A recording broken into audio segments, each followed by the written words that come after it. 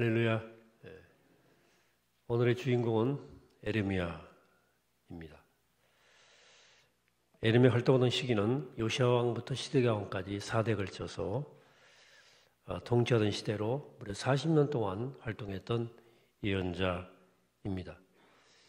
이 시대는 크게 두 가지 특징을 가지고 있습니다. 사사시대만큼 영적으로 암울했던 영적 암흑기였습니다. 그래서 어디를 봐도 상한 데가 없는 머리끝부터 발끝까지 아주 피투성이가 된 아픔 가득한 영적인 암흑기였습니다.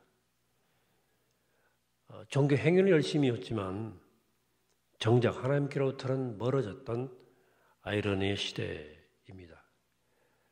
게다가 제사장들과 하나님 말씀을 가르치는 율법사들은 하나님 말씀의 의미를 전혀 알지 못했고 바알의 이름으로 축복하고 또 예언자는 그렇게 하는 황당한 일까지 벌어지던 때였습니다. 이 시대를 에레미야는 이렇게 구체적으로 소개하고 있습니다. 에레미야 2장 7절입니다. 내가 너희를 기름진 땅에 인도하여 그것의 열매와 그것의 아름다운 것을 먹게 하였거늘 너희가 이리로 들어와서는 내 땅을 더럽히고 내 기업을 역겨운 것으로 만들었으며 제사장들은 여호와께서 어디 계시냐 말하지 아니하였으며 율법을 다루는 자들은 나를 알지 못하며 과일도 나에게 반역하며 선지자들은 바알의 이름으로 예언하고 무익한 것을 따르느니라. 하나님은 이스라엘 기름진 땅으로 인도해서 그 열매를 또 아름다운 걸 누리게 하셨는데 그들이 그 땅을 더럽히고 역겹게 만들었다고 고발하는 거죠. 하나님의 탄식을 얘기하는 거죠. 제사장들은 하나님을 안 찾고 또 율법 선생들은 하나님도 알지 못하고 관리들은 반역하며 선지자들은 바알의 이름으로 예언했다. 이런 지경이다 하는 거죠. 에레미야 2장 24절입니다. 이건 교독해 보겠습니다. 너는 광야에 익숙한 들람나귀들이 그들의 성욕이 일어나므로 헐떡거림 같았도다. 그 발전기에 누가 그것을 막으리요? 그것을 찾는 것들이 수고하지 아니하고 그 발전기에 만나리라. 내가 또 말하기를 내 발을 제어하여 벗은 발이 되게 하지 말며 목을 가라게 하지 말라 하였으나 오직 너는 말하기를 아니라 이는 헛된 말이라. 내가 이방 신들을 사랑하였은즉 그를 따라가겠노라 하도다. 에레미야 시대 영적 타락을 짐작하게 하는 대목들이 나옵니다. 발정난 짐승처럼 이방 신들을 향해서 헐떡거렸다. 이렇게 표현합니다. 그 당시 이스라엘 백성들은 하나님을 완전히 떠나서 세속적 욕구가 이끄는 대로 살았던 거죠. 더 기가 막힌 것은 이때가 하나님에 대한 신앙적 형태를 더욱더 강화시키고 강조했던 시대라고 하는 사실입니다. 예수 믿자고 열심히 믿자고 그렇게 강조하던 시대인데 이렇게 역설적인 현상이 나타났어요. 이 암울한 시대를 고치기 위해 하나님께서 역사의 전면 한 사람을 세우시는데 그가 바로 에레미야입니다. 놀랍게도 그 시대 에레미야는 아웃사이더였습니다. 변방의 사람이에요. 그는 hil기야라고 하는 제사장의 아들로 아나돗 태생입니다. 아나돗은 사해의 사막의 끝입니다. 거기는 사람이 사는 곳이 아니에요. 죽음의 현장이자 유배지였던 것이죠. 에레미야가 아나돗에서 태어났다는 이야기는 에레미야의 집안이 예루살렘 중앙정부로부터 완전히 떠밀려서 몰락한 집안이라는 뜻입니다. 게다가 에레미야는 기질적으로 아주 대성적인 사람이에요. 말도 어눌해요. 그렇기 때문에 남들 앞에 서기를 즐겁지가 않았어요. 그런데 어느 날 하나님이 일방적으로 임하죠. 젊은 에레미야에게 내가 네게 신탁한 이 말씀들을 예루살렘 관료들과 제사장과 백성들에게 가서 전해라. 에레미야 못한다고 펄쩍펄쩍 뛰죠. 이때 하나님 에레미야에게 말씀하십니다. 내가 네 어머니 복중에서부터 너를 택했다. 구별했다. 이 한마디 꼼짝없이 에레미야가 떠밀려서 역사의 전면에 세워집니다. 우리는 에레미야를 눈물의 예언자라고 알고 있습니다. 여러 가지 이유가 있겠는데 첫 번째는 본인이 원해서 선지자의 삶을 시작한 것이 아니라는 거예요. 가장 자신이 없고 가장 가기 싫은 길이었기 때문에 울면서 그 길을 갑니다. 두 번째는 그가 전해야 되는 메시지의 성격 때문입니다. 이왕이면 백성들을 축복하고 은혜를 선포하면 얼마나 좋겠습니까만 에레미야가 신탁한 메시지는 전부 심판, 파멸, 멸망 이런 거, 저주 이런 거예요. 누구나 듣기 싫고 거북한 내용들을 전해야만 했던 에레미야예요. 그래 에레미야가 선포하는 그 메시지가 듣기 싫어서 왕들은 그를 감옥에 가두기까지 했습니다. 그렇지만 에레미야는 하나님의 메시지를 울면서라도 전할 수밖에 없었습니다. 그래서 눈물의 예언자예요.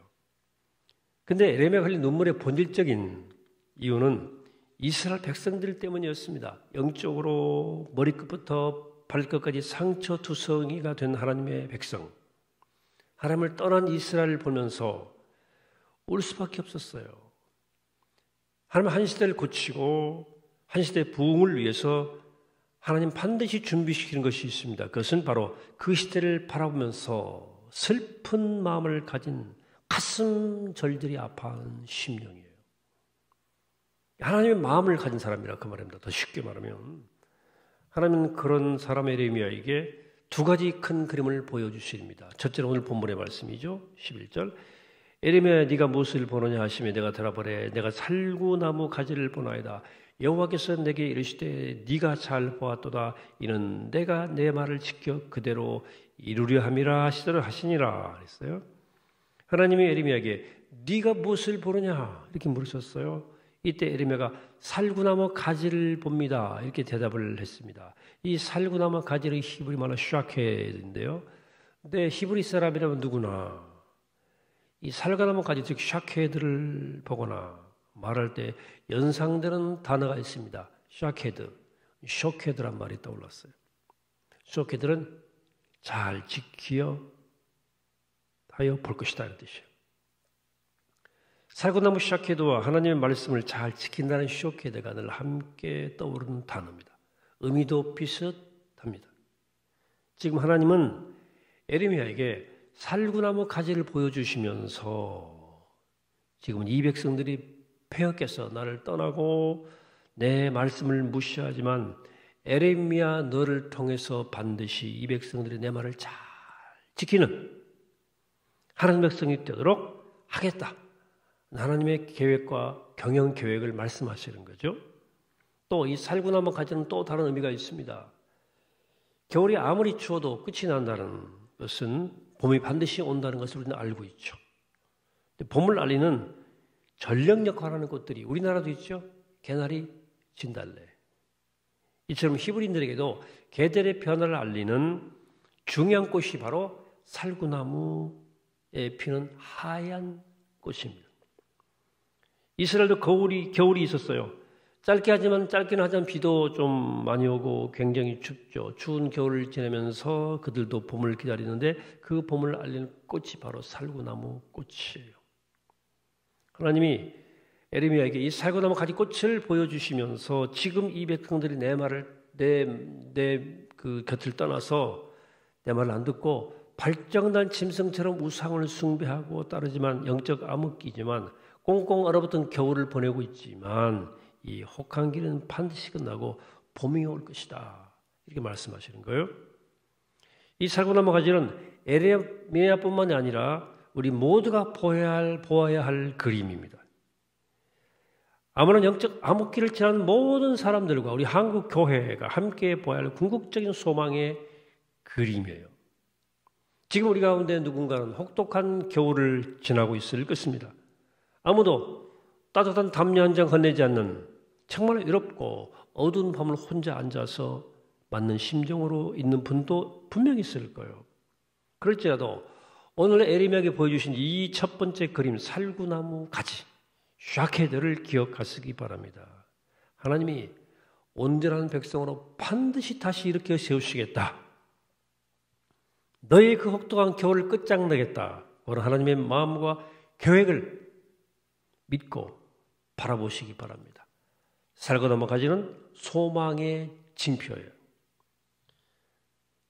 또 하나의 그림 13절에 나옵니다. 여호와의 말씀이 내가 다시 내게 임하니라 이르실 때 네가 무엇을 보느냐 또 묻죠. 대답하되 끓는 가마를 보나이다 하니 그 윗면이 북에서부터 기울어졌나이다 하니 여호와께서 내게 이르시되 재앙이 북방에서 일어나 이 땅의 모든 주민들에게 부어지리라. 하나님이 보여주신 두 번째 그림은 펄펄 끓는 가마예요. 근데 이 가마는 그냥 끓는 것이 아니라 북쪽으로부터 이렇게 기울어져 있어요. 이 끓는 물이 남쪽으로 쏟아질 것이라고 하는 이야기입니다. 이 남쪽이 바로 유다, 이스라엘을 의미하는 거죠. 예. 아주 심상치 않은 불길한 그림이에요. 이것은 그 당시에 혼란한 국제 정세를 반영하고 있는 이야기이기도 하죠. 실질적인 권력은 아수르 제국이 잡고 있어서 이스라엘도 아수르에게 조공을 바치던 때였습니다. 그런데 바벨론이 신흥 제국으로 막 떠오르면서 아수르가 서서히 기울어지는 때이기도 합니다. 후에 바벨론이 아수르를 점령하고 이스라엘도 바벨론에게 넘어가죠. 그래서 바벨론 포로기 시작되죠. 그런데 이스라엘 쪽에서 볼 때 북쪽 방향이 바로 바벨론이에요. 그런데 북쪽에 있던 가마가 펄펄펄펄 기울어서 남쪽으로 펄펄 끓는 물이 쏟아지는 것을 하나님이 에레미야에게 보여주신 거예요. 살구나무 가지와 펄펄 끓는 가마, 이 두 그림의 내용이 완전히 다릅니다. 살구나무 가지는 우리에게 희망과 회복을 보여주는 약속하는 그림이었다면 북쪽에서 남쪽으로 기울어져 가는 이 끓는 가마는 불길한 그림이에요. 하나님의 의중이 이 두 개의 그림이 보여주는 하나님의 의도와 의중은 무엇일까요? 1장 10절입니다. 보라 내가 오늘 너를 여러 나라의 여러 왕국 위에 세워 네가 그것들을 뽑고 파괴하며 파멸하고 넘어뜨리며 건설하고 심게 하였느니라 하시니라. 자, 뽑고 파괴하고 파멸하고 넘어뜨리며 그 다음에 건설하고 심게 하겠다고 말씀하셨습니다. 바로 이 얘기예요. 하나님이 에레미야에게 이스라엘 향한 하나님의 궁극적인 뜻을 먼저 보여주십니다. 살구나무 가지를 보여주면서 이 백성들은 반드시 살구나무 가지에 꽃이 피듯이 겨울이 끝나고 봄을 맞는 부흥의 계절을 맞게 될 것이다. 영적 혹한기를 지나서 아름다운 부활의 봄을 그들 심령의 부흥을 맞게 될 거다. 이 얘기를 하는 거거든요. 희망을. 그리고 내 말을 반드시 지키는 백성으로 만들겠다 라고 하나님의 이름을 걸고 스스로 약속하셨어요. 근데 그러기 위해서는 뽑고 파괴하고 부수는 작업부터 해야 되겠다는 거예요.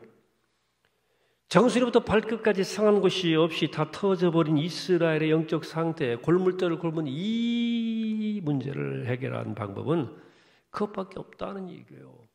그래서 하나님은 새로 심고 새로 건설하기 위해서 뽑아버리고 허물고 파괴시키고 파멸시키겠다. 여러분 성경 특히 구약에 나오는 하나님의 말씀은 그게 두 가지로 말할 수 있습니다. 먼저 하나님 말씀을 잘 듣고 순종하면 복을 받을 것이고 둘째는 하나님 말씀을 안 들으면 심판과 저주 받을 거다 하는 얘기죠. 놀랍게도 이스라엘 백성들이 이 둘 중에 하나님 말씀을 잘 순종하고 복으로 갔던 것은 적은 단 한 번도 없었습니다. 근데 더 놀라운 것은 하나님이 그런 이스라엘 백성을 완전한 심판과 저주로 끝장냈던 적도 없었다는 사실입니다.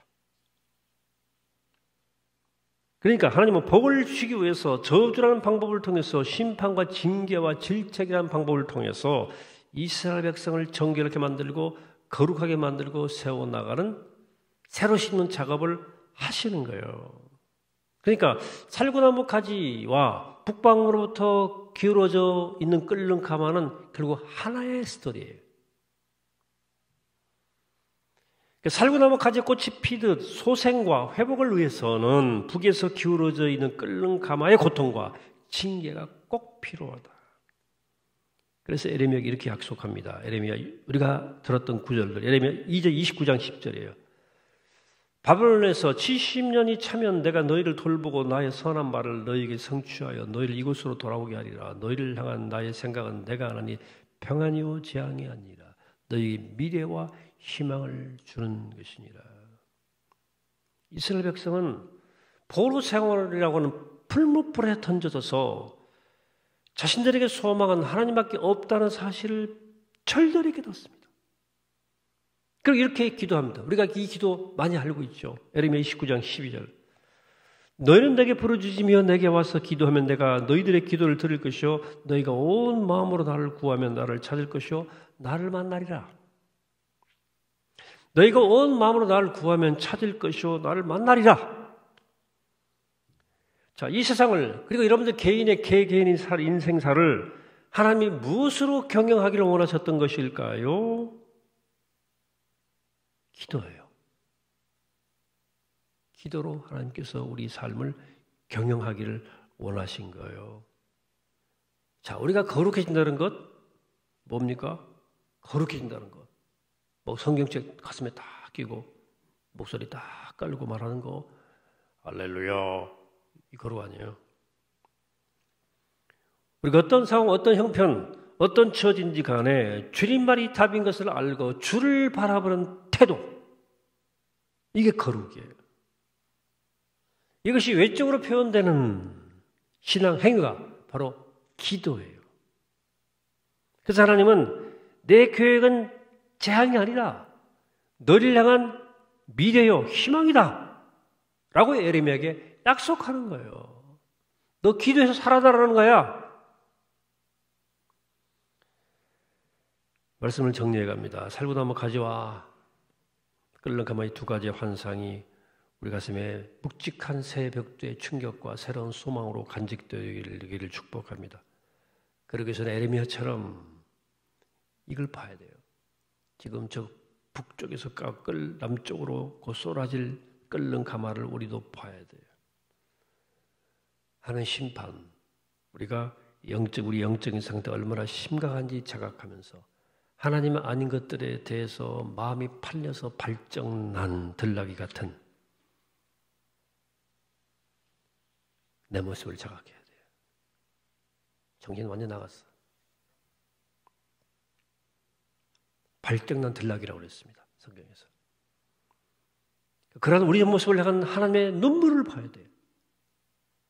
그 눈물을 보고 돌이켜야 돼요.